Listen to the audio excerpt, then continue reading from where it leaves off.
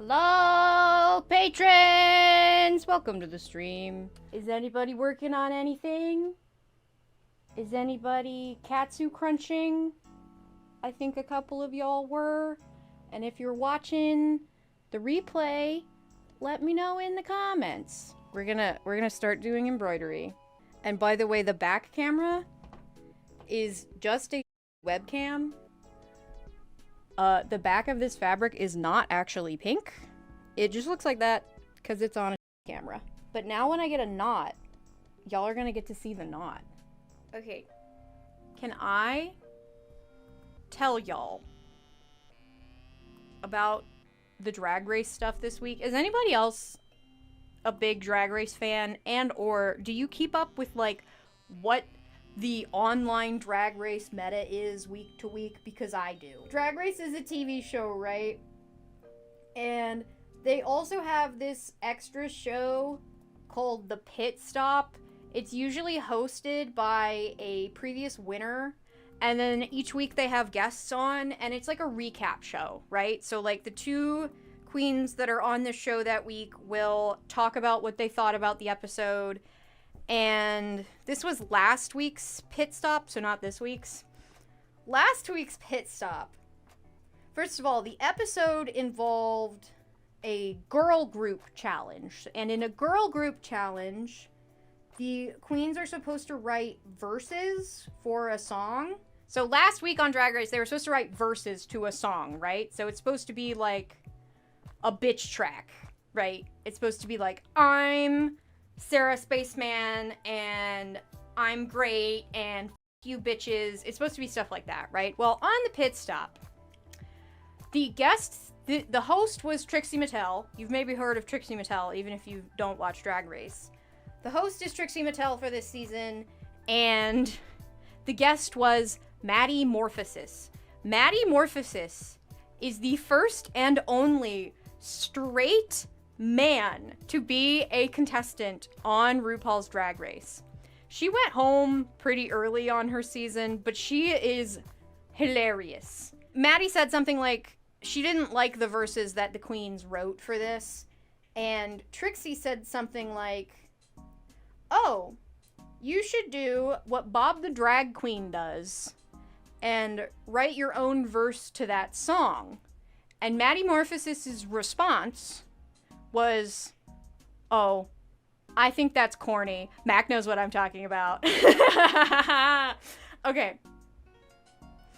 So she just said, oh, I think that's corny, to Bob the Drag Queen writing verses for songs that she was not on. For context, Bob the Drag Queen is the winner of Drag Race Season 8, and she is so funny and so talented that when people talk about who will replace RuPaul, it's always her or Bianca Del Rio that they're like. So like, Mac is correct. Bob the Drag Queen. Oh, I think you're talking about Maddie. Bob the Drag Queen is a riot, okay, and a legend. And Maddie Morphosis just called Bob the Drag Queen corny on the pit stop.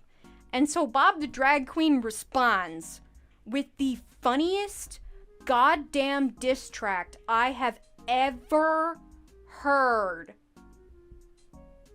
A big thing to note was, and this comes in later because there's even more drama after this, that has to do with the cosplay community somehow. We're in this. Yes, we are in this drama. Maddie was... An important thing to note was Maddie Morphosis was wearing this giant wig.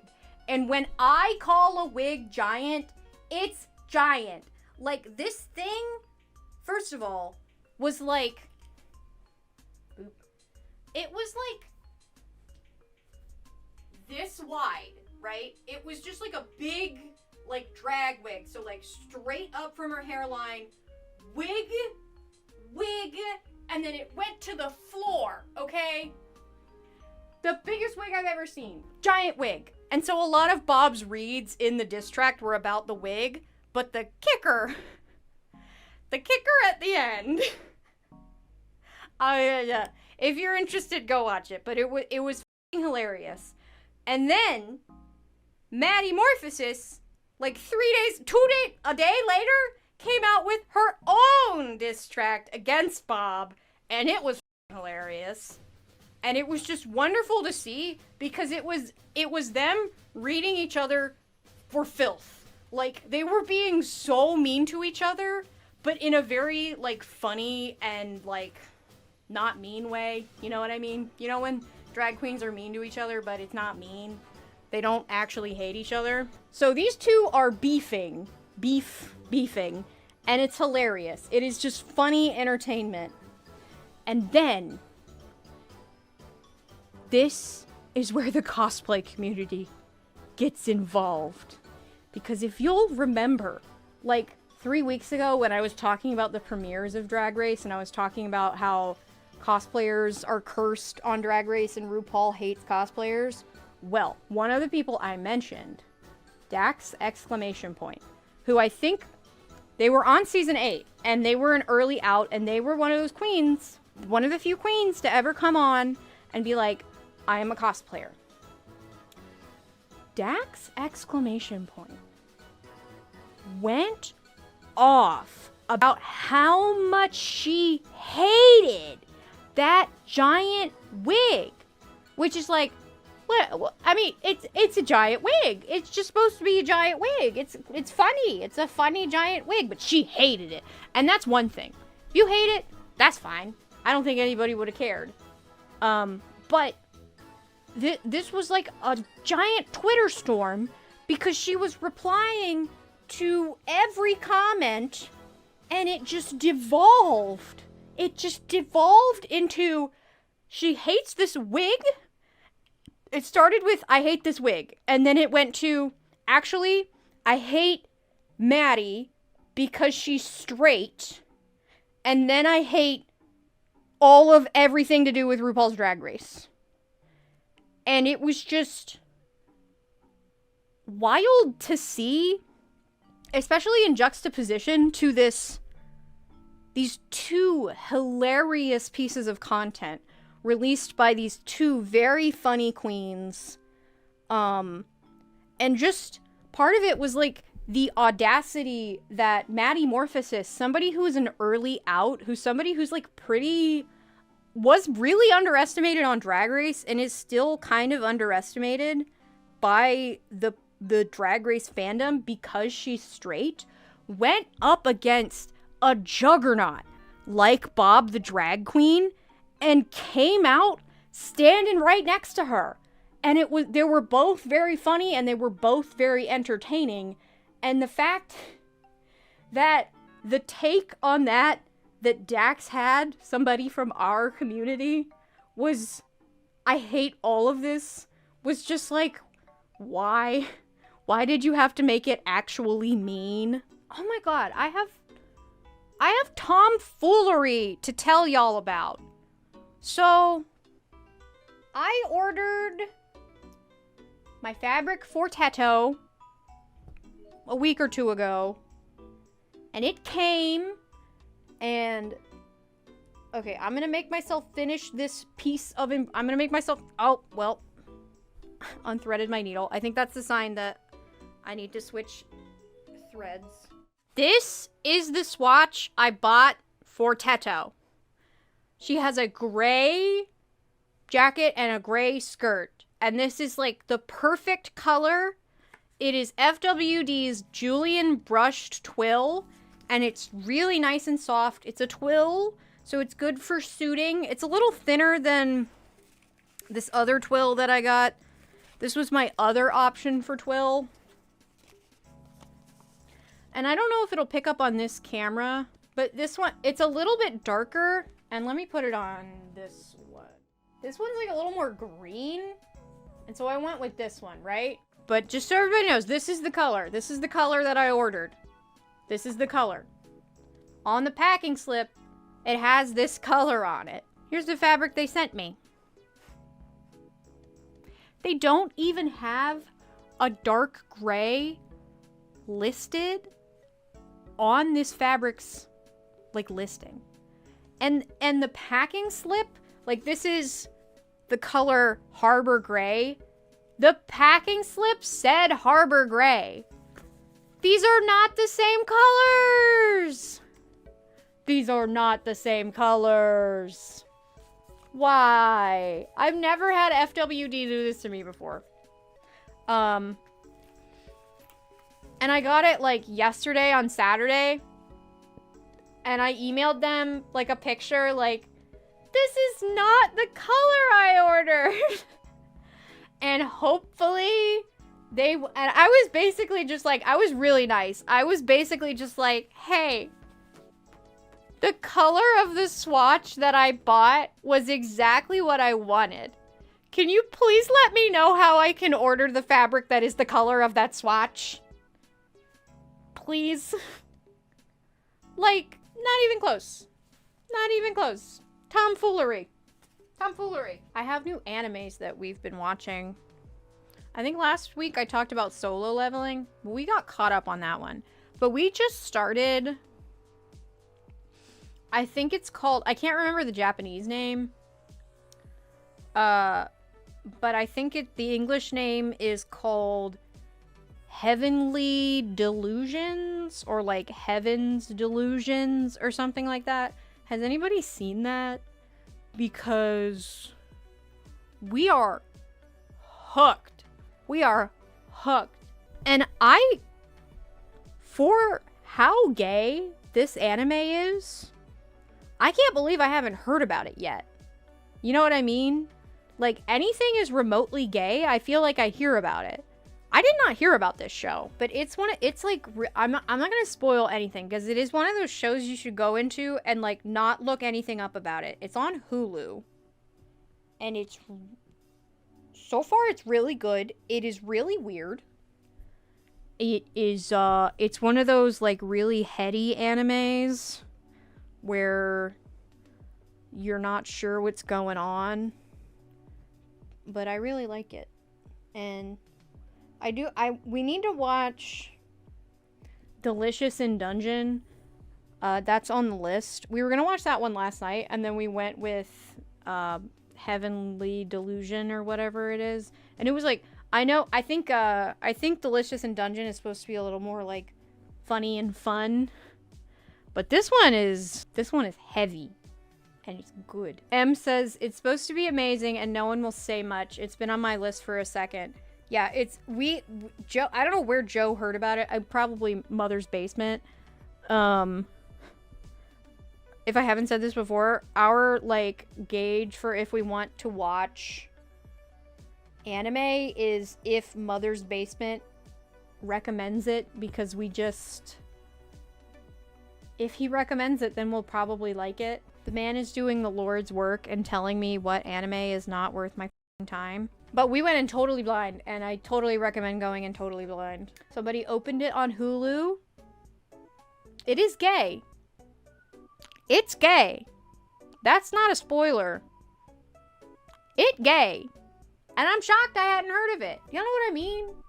Like, I feel like when something is even, like, not even, when it's not even, like, actually gay, but it's, like, this thing has characters that have, like, a gay ship, people share it like wildfire, but I had not heard of this show, and it's, like, actually gay. It do have some gender, it has gender stuff and gay stuff. Gender stuff and gay stuff. Both. Yeah, Tengoku Daimakyo. I couldn't remember the Japanese name. I kept trying to make sure I could say it last night when we were watching it, but yeah, the Japanese name is Tengoku Daimakyo, what Kay said in the chat. And it is on Hulu, and it is good. And I am hooked, so nobody spoil me. Okay, so I want to talk about Attack on Titan. Who has seen all of Attack on Titan? I need to know. And or, who has seen, like, season 1 of Attack on Titan? Because my Attack on Titan experience, I think, is really funny. And honestly, the best way to experience Attack on Titan, I think, is the way I experienced Attack on Titan. So, what happened? When Attack on Titan came out, I watched season 1. I don't even know if I finished season 1. I definitely, maybe I saw like a couple episodes of season 2, but I definitely stopped watching it mid-season in an early season. So that is how much Attack on Titan I had seen. I saw season 1 when it came out, and that is it. And I think I watched it in Japanese. Like, I think that's how quick I got onto that. I never saw anything else again. But Joe kept up with Attack on Titan. Joe has been, for like a while, Joe had been trying to get through the last season of Attack on Titan. Like, he was watching it on his own. And I would walk in there occasionally and be like, what the happened to these children? What is going on? Who is that? What is that? And he would just be like, go away. And then, I think because I was telling him he needed to watch... Oh, this is when I was trying to get him to watch Madoka, right? And he was like, no, I need to finish Attack on Titan. I'm not watching another show by myself. We ended up watching Madoka together, but I think I was trying to get him to watch it by himself. And he's like, I'm not watching a new show until I finish Attack on Titan. And so then one night, I'm like, I come in, he's watching Attack on Titan, and I'm like, how much do you have left of this? And he's like, this is the second to last episode before the finale. And the finale is like a long episode, I think, right? I'm not going to spoil anything about Attack on Titan, but I will talk about it in a funny way that people that have seen it will know what I'm talking about. So I saw season 1 and maybe a little bit of season 2 and nothing else. How many seasons are there? 4? Are there 4? I don't know. And so he's like, this is the second to last episode before the finale. And I go put this on the TV. I'm going to watch the Attack on Titan finale with you. And he did.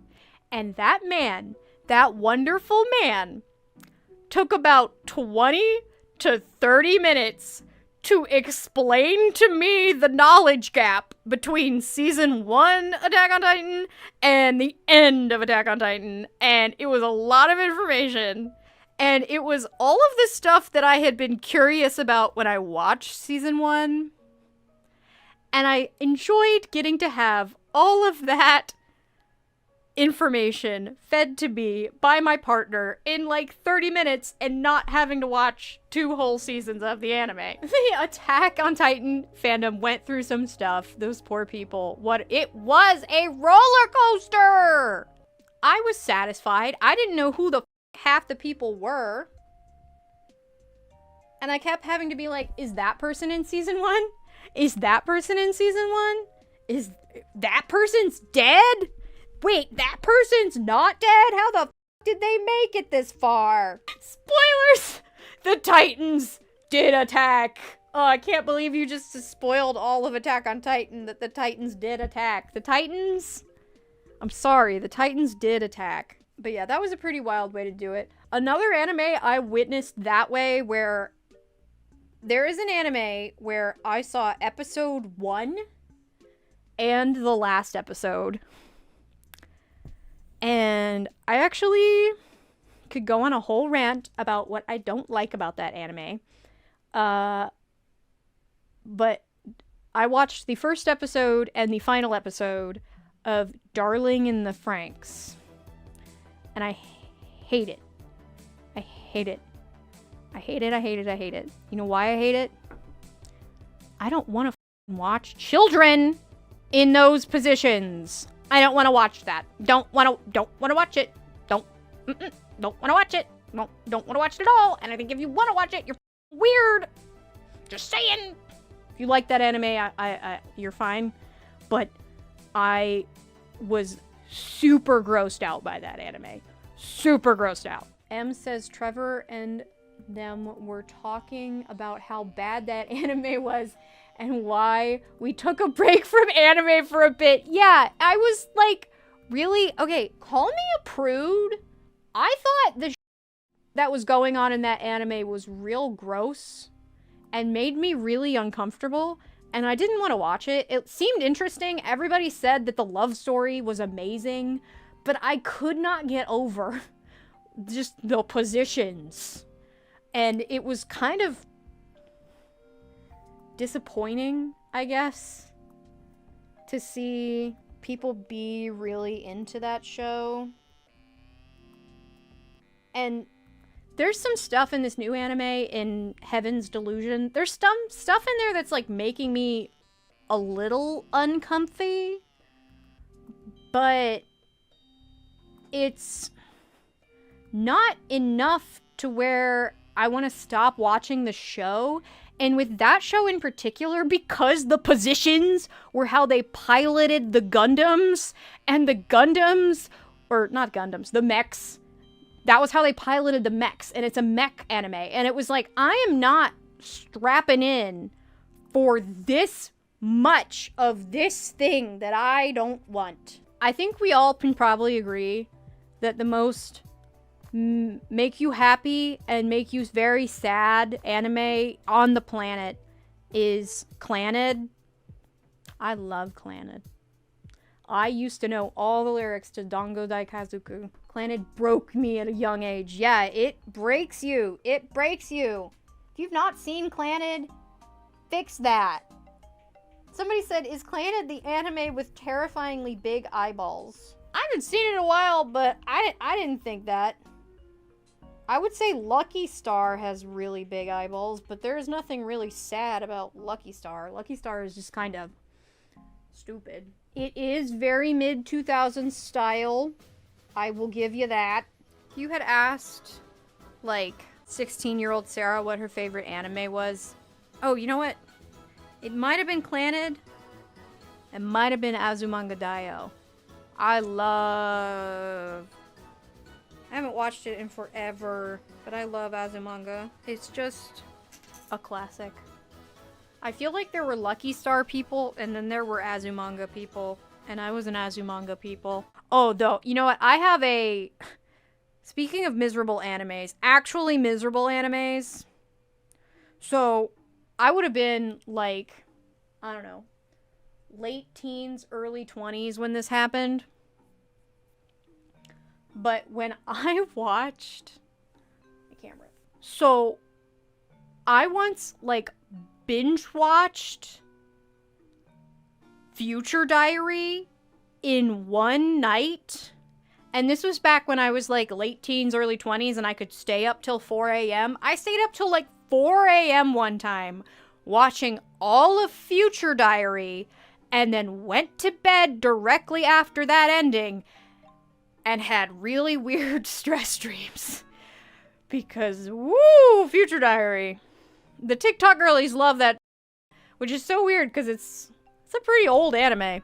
Why would you do that to yourself, Sarah? Listen, I didn't know what the I was getting into. I didn't know. How was I supposed to know? How was I supposed to know I was watching one of the most up animes ever? There was one anime. This was back in the day when anime was like, this was before Crunchyroll. This was back when there was some anime on Netflix, and that was basically all you had to choose from. Or all I had to choose from, unless you pirated it. Did anybody ever watch Claymore? Because that was one, it was on Netflix back in the day, and I tried to watch it, and I just really didn't like the art style. I thought the eyes and the noses on the characters were, like, super weird, and I didn't like them. Oh, yeah. Yeah, Ray does cosplay. The days of watching anime on YouTube in 16 parts per episode with Russian and Spanish subtitles. 100%. That was the beginning of my anime phase. Was like middle school. You wanna know everything you need to know about me? My first, like, 2 animes that I like loved and like found on YouTube were Strawberry Panic, not explaining it. If you know, you know. And I think it was called Kashimashi. I don't remember that one as well, but I loved Strawberry Panic. And if that doesn't tell you everything you need to know about me, then just Google Strawberry Panic. But yeah, those two watched in 16 different parts for one episode on YouTube. That's actually how I watched a lot of Doctor Who back in the day. Big Doctor Who phase. I was in 8th grade. And it was airing on the BBC, but it had already come out yet, or like BBC America. Oh, I've never, okay. Anyway, it was on BBC America, but it had already aired in the BBC, because it was back when they just did that. Like, it was already out, but it wasn't on BBC America yet, and so the only way I could see it was to watch it in tiny little parts, uploaded to YouTube, in like oh, and I watched most of it. I had an iPod Touch. If y'all remember iPod Touches, I had an iPod Touch, and I watched them on the YouTube app on an iPod Touch. Some Beep Boop says they developed a whole ass British accent from watching too much Doctor Who. My sister, actually, she doesn't speak, or she didn't. She never spoke with a British accent, but she loved so much British TV. She loved Doctor Who. And she loved, what was that show? Top Gear? She loved that show. She would watch that show every night with my mom. She just watched a lot of British television. And it's sort of, she never, like, took on a British accent, but she kind of developed, like, a British cadence. Like, the you know what I mean? Like, the cadence of her speech kind of was a little bit British. And it was to the point where people at school, and we grew up, I think I've said this plenty, that we grew up in a very small, rural, southeast Georgia town. So everybody's very redneck. And people used to ask my sister if she was British because of the way she spoke. Okay. Beep Boop says they have recordings on their old DS of them talking in a slight British accent. And can we just talk about how if you're like over 25, you definitely have some kind of cursed, lost media on some device that you will never be able to get it off that device. Ever. Because it's just obsolete now. Like, I have like AMVs that I made when I was like 14 years old, and the only way I have them is I put them on an iPod Touch. You can open the iPod Touch and watch them, but I don't think I could ever take them off the iPod Touch. And how everybody must have so much random lost media of like pictures they took on their DS, or like photos they saved to their iPod Touch, that you just can't move them. Look what we did today, y'all. We got all of this and that. Wow. Woo. Here's y'all. Here's y'all. This is my tiny little Acer laptop that I'm running this on. But yeah, we've got a long way to go. But I've got y'all to keep me accountable and keep me going. And I appreciate y'all coming to the stream today. And that's it. Thanks for watching this year-old Patreon stream re-upload. If you want to see the Patreon streams actually live or in full, then you can check out my Patreon, because you can get access for just $1 a month. And a big thank you to Mel, or Pocket Leaves, who's editing these streams down for me so I can focus on my main channel videos. You can check out Mel's work on either their channel Pocket Leaves or Pocket Cons, and sometimes you'll even see me in their con vlogs. It's a special occurrence when it happens. But as always, if you're just watching, liking, commenting, subscribing, then you're supporting this channel too. So thank you. Bye!